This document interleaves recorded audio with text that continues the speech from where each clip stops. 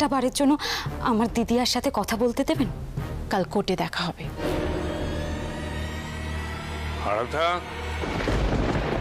কার গলা শুনলাম? অভিরূপ মুখার্জির। দিদিয়া, তুই কেন বুঝতে পারছিস না? এরা সবাই প্ল্যান করে পুরো ব্যাপারটাকে ধামাচাপা দেওয়ার চেষ্টা করছে। চলো। না না দিদিয়া, তুই আমার কথাটা শোন। দিদিয়া, তুই আমার কথাটা শোন। দিদিয়া, দিদিয়া, তুই দিদিয়া।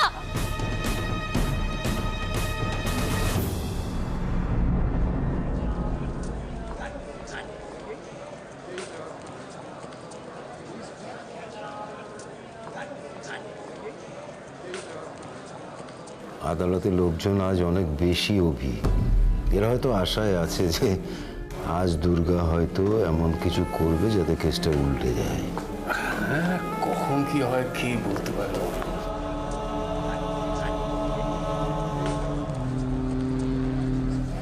কি গুঞ্জন, কেস তো মিহিরের ফলে যাচ্ছে। তোমার তো খুব একটা খুশি হয়েছে বলে মনে হচ্ছে না। এগুলো কি হচ্ছে আঙ্কেল? কোনগুলো বলতো? চারুলতা কোথা থেকে এলো? আমি জানি সব কিছুর মধ্যে আপনার হাত তো নিশ্চয়ই আছে, কিন্তু চারুলতা প্রায়োরিটি সেট করো গুঞ্জন। এখন সবচেয়ে বেশি জরুরি মিহিরকে ওই ঝামেলা থেকে বের করে আনা। বেরিয়ে আসুক, তারপর ভাববো।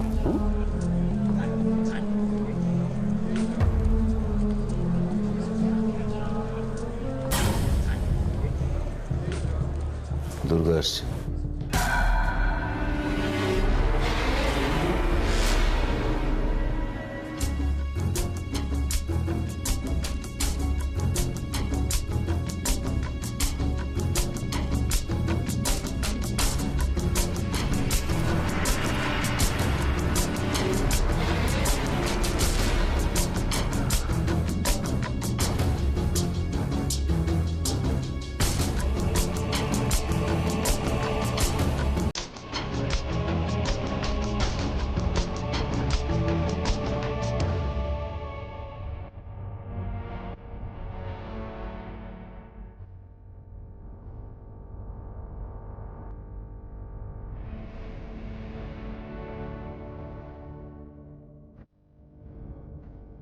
স্টেটস ভার্সেস মিহির মুখার্জির কেসে গতকাল দুর্গা চক্রবর্তী মহামান্য আদালতের কাছে চারুলতা মুখার্জিকে কিছু সওয়াল করার অনুমতি চেয়েছিল।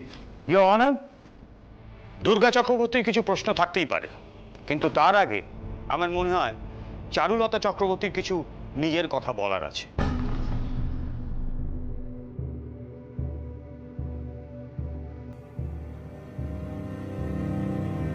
কালকের মতন বোকামো কিন্তু করো না আজকে দুর্গা।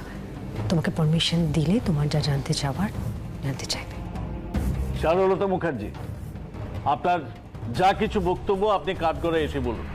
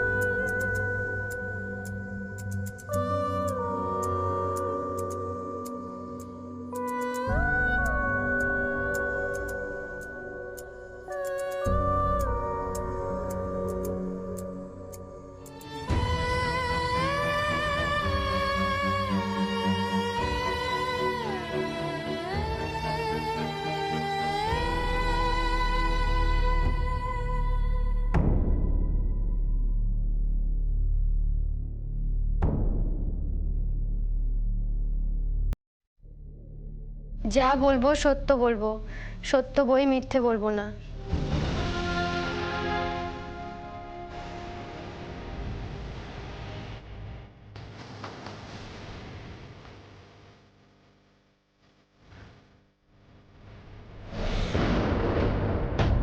তোমার হাতে তো ঠান্ডা কেন?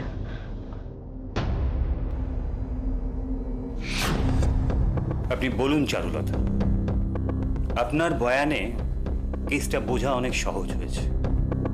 এবার আপনি আরো কিছু সত্য মহামান্য আদালতের সামনে বলুন, যাতে সিদ্ধান্ত নিতে সুবিধা।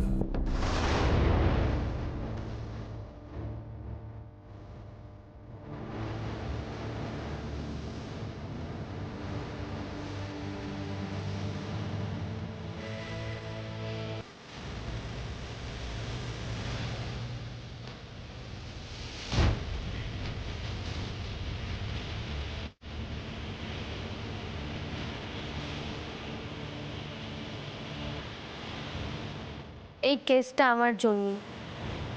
আমার মারা যাওয়ার ঘটনাটা নিয়ে দুপক্ষের মধ্যে আইনি লড়াই শুরু হয়।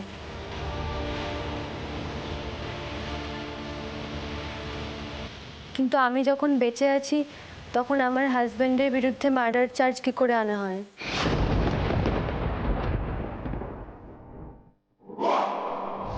যে কোনো কারণেই হোক, যে কথাগুলো চারু বলছে সেগুলো ওর নিজের কথা নয়, কতগুলো শেখানো বলি পরপর বলে যাচ্ছে শুধু। আমার মনে হচ্ছে মেয়েরকে বাঁচানোর জন্য ওকে কোনো রকম ভাবে ব্ল্যাকমেল করা হচ্ছে। আমি যে সুইসাইড করতে গিয়েছিলাম তার দায় আমার। তাই আমি মহামান্য আদালতের কাছে আর্জি জানাচ্ছি যে খুনের অভিযোগ আমার হাজবেন্ডের ওপর উঠেছে তার থেকে ওকে। খুন কি শুধু শরীরেরই হয়, মনের হয় না?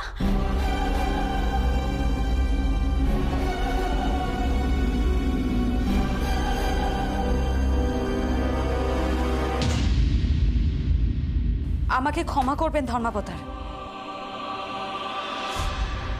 বাধ্য হলাম মাঝখানে কথা বলতে, কিন্তু অবজেকশন ইওর অনার, কথার মাঝখানে উনি এভাবে কথা বলতে পারেন না। অনেক কথাই তো শুনলাম, আমার মনে হয় আমার কথাগুলো এবার আমার বলা উচিত। Objection overrule. আপনার যা বলার আপনি বলতে পারেন দুর্গা। অনেক ধন্যবাদ ধর্মাবতার। আমি আমার দিদিয়ার ডায়েরি আগে আদালতের সামনে রেখেছি। পাতায় পাতায় যা কিছু লেখা আছে সব তো একজন মৃত মানুষের, মানসিকভাবে মৃত।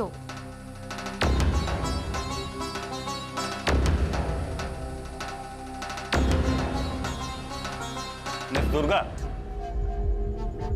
আপনার দিদি কাল নিজে মুখে বলেছেন যে যা যা কিছু ঘটেছে তার দায় আপনাদের পিতা ঈশ্বর চক্রবর্তী। উনি নিজের জীবিত মেয়ে শ্রাদ্ধ করেছেন। আত্মহত্যার জন্য এর থেকে বড় ইনস্টিগেশন আর কি হতে পারে মিলন? দিদিয়া, দিদিয়া, বাবা সেদিন চোখের মাথায় যা যা করেছিল তার জন্য শেষ মুহূর্ত অবধি কষ্টে ছটফট করেছে। তোর সামনে গিয়ে কি করে দাঁড়াবে, কি করে তোর কাছে ক্ষমা চাইবে, এটা ভেবে ভেবে রাতের পর রাত বাবা ঘুমোতে পারিনি। আর আর আর তুই? আপনি খুব ইমোশনাল মিস দুর্গা, কিন্তু আবেগ দিয়ে কেস লড়া যায় না। তার জন্য চাই যুক্তি, প্রমাণ। আমি যথেষ্ট প্রমাণ দিয়েছি মাই লর্ড। কোনটা প্রমাণ? একটা ডায়েরি? মাই লর্ড, চারুলতা দেবীর ডায়েরিটা কি আমি একবার পেতে পারি?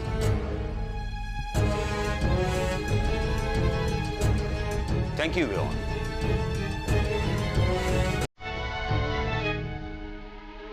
আমি ডায়েরিটা পড়ছি, আপনারা সবাই শুনুন।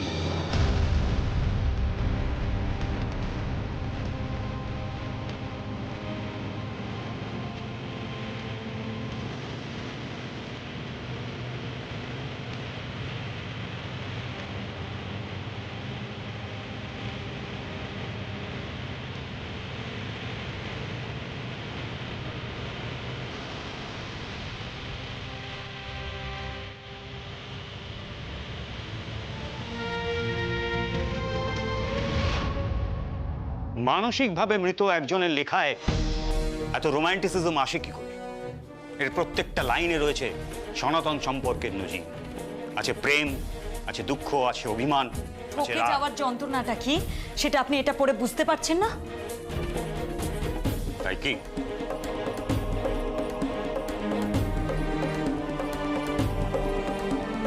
উনি কি তাই বলতে চেয়েছেন? অত কিছু ভেবে কখনো লিখিনি, যখন যা মনে হতো লিখে রাখতাম। মিহির বাবুর ওপর রাগ করে তো? স্বামী স্ত্রীর মধ্যে রাগ অভিমান ঝগড়া হয় না বুঝি?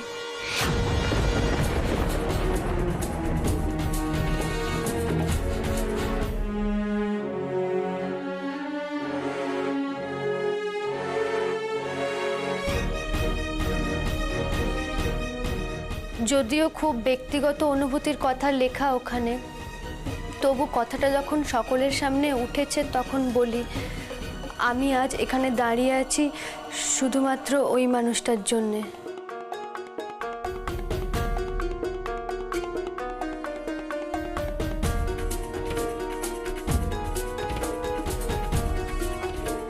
ওর ভালোবাসার জোরে। না হলে সত্যি তো এটাই, সেদিন রাতে আমি ওখানে গিয়েছিলাম নিজেকে শেষ করে দিতে। বেশ, এটা যদি সত্যিও হয় তাহলেও কিন্তু একটা কিন্তু রয়েছে। শুভময় মানে এই মামলার যে প্রাইম সাসপেক্ট, সে পরে স্বীকার করেছিল যে সে আপনাকে খুন করেছে। বিষয়টা একটু ক্লিয়ার করবেন?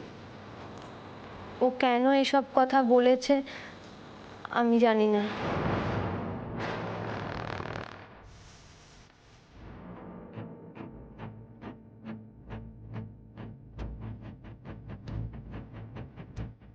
তবে খুব আবছা আবছা মনে আছে, শেষ আমি ওকেই দেখেছিলাম।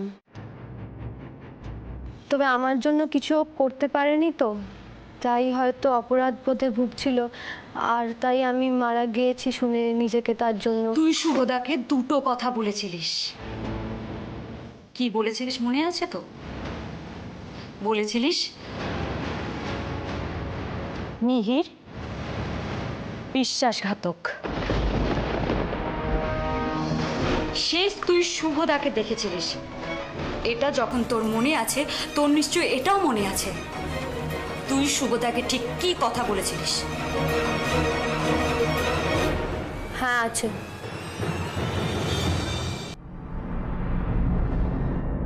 আমি ওই দুটো কথা বলেছিলাম তার কারণ আমার ননদ রিয়ার সাথে শুভর বিয়ে হওয়ার কথা ছিল।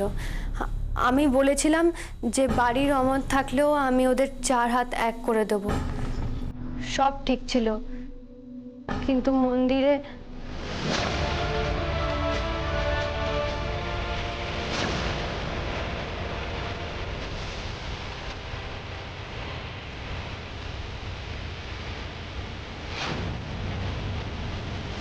মিহি পুরো ব্যাপারটা ওর বাবাকে জানিয়ে দিয়েছিল।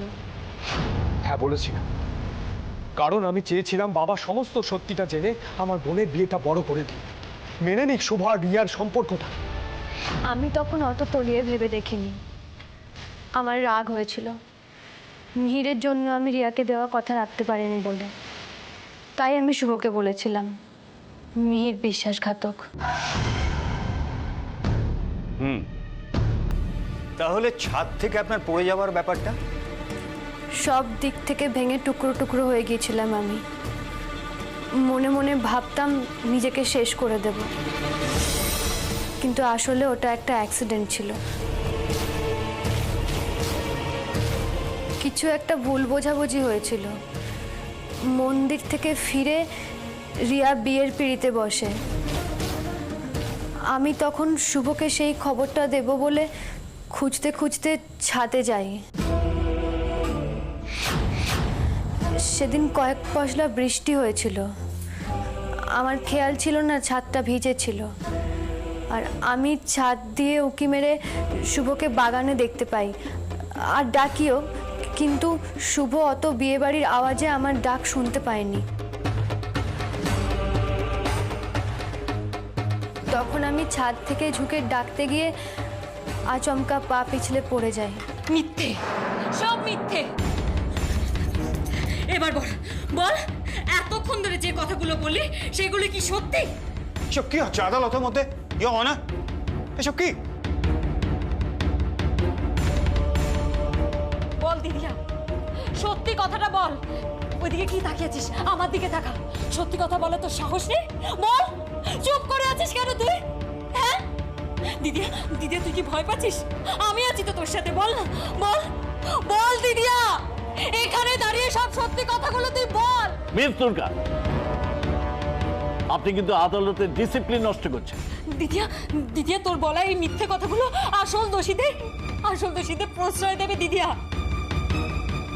দিদিয়া তুই সত্যি কথা বল। দিদিয়া তুই কেন চুপ করে আছিস? বল না দিদিয়া, তুই কেন এসব মিথ্যে কথা বলছিস? দিদিয়া কেন? তুই ওকে এখান থেকে নিয়ে যান, বড্ড বেশি বাড়াবাড়ি করে ফেলেছো, প্লিজ। আমার কথা শোন দিদিয়া, সত্যি কথা বল। দিদিয়া তোর দিদিয়া, তোর এই ভুল আরো বড় বিপদে ফেলবে। দিদিয়া দিদিয়া বল দিদিয়া, এই সব লোকেদের তুই মুখের সামনে শুনে দে দিদিয়া। দিদিয়া দিদিয়া সত্যি কথাটা বল দিদিয়া। দিদিয়া আপ করতে দিদিয়া। দিদিয়া চুপ করে থাকিস না দিদিয়া। বল দিদিয়া।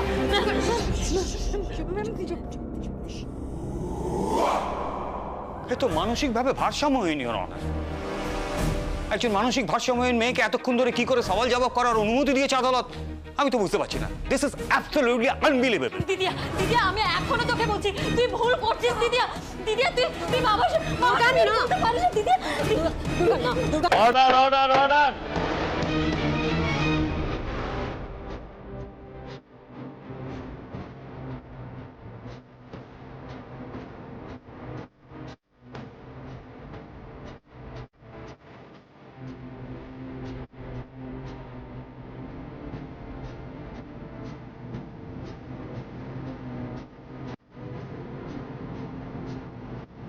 সব দিক খতিয়ে দেখে এবং সমস্ত সাক্ষ্য প্রমাণের ভিত্তিতে আদালত এই সিদ্ধান্তে উপনীত হয়েছে যে মিহির মুখার্জির স্ত্রী চারুলতা মুখার্জির সঙ্গে যা ঘটেছে তার নিছকে একটি দুর্ঘটনা।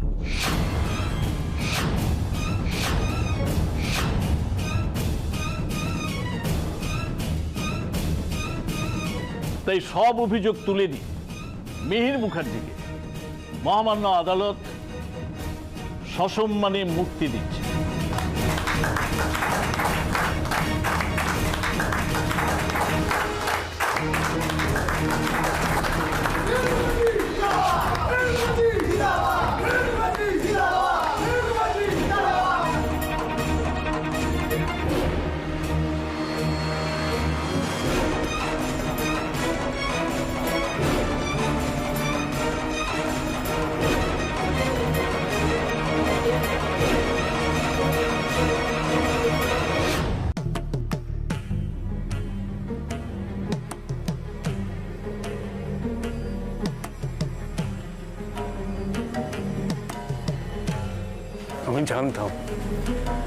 আমি জানতাম আমার মিহি নির্দোষ প্রমাণ হবেই।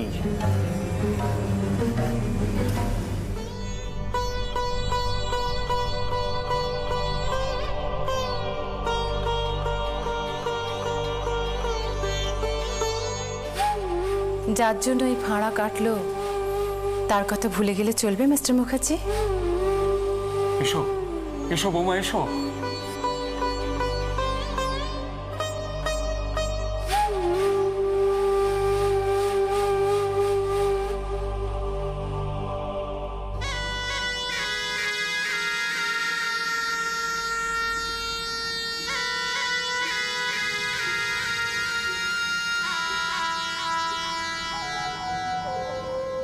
তোমাকে তো আর কৃতজ্ঞতা জানাতে পারবো না, বরং এক কাজ করি।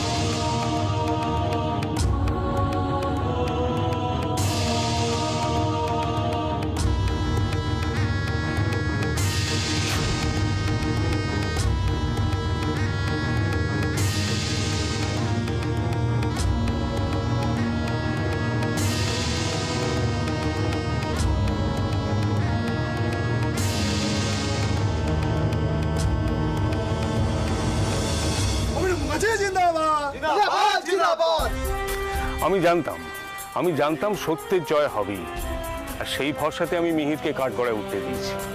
স্যার আপনার ভাই বিজয় মুখার্জি এখনো জেলে, ওনার কেসটা কিন্তু এখনো কিছু হবে। আইন ব্যবস্থার উপর আমার পুরো ভরসা আছে। সত্যি একদিন সামনে আসবেই, আর প্রমাণ হবে যে বিজয় নির্দোষ। স্যার আমার একটা প্রশ্ন ছিল। এটা ঠিক ইন্টারভিউর জায়গা নয়, সময়ও নয়।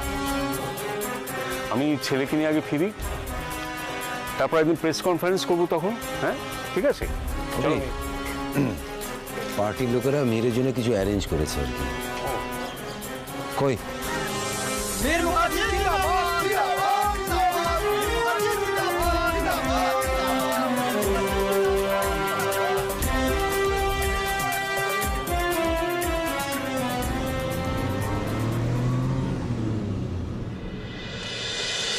তোর বাবা খুব ভালো ম্যাজিক জানেন রে। দেখলি পুরো কেসটা কিভাবে? আমি এই ভয়টাই পাচ্ছিলাম। আমি আমি এখনো কিছু বুঝে উঠতে পারিনি, এরকম যে একটা ঘটনা ঘটবে আমি ভাবতেও পারছি না। এর পেছনে অনেক বড় একটা রহস্য আছে, জানিস তো, অনেক বড় একটা রহস্য।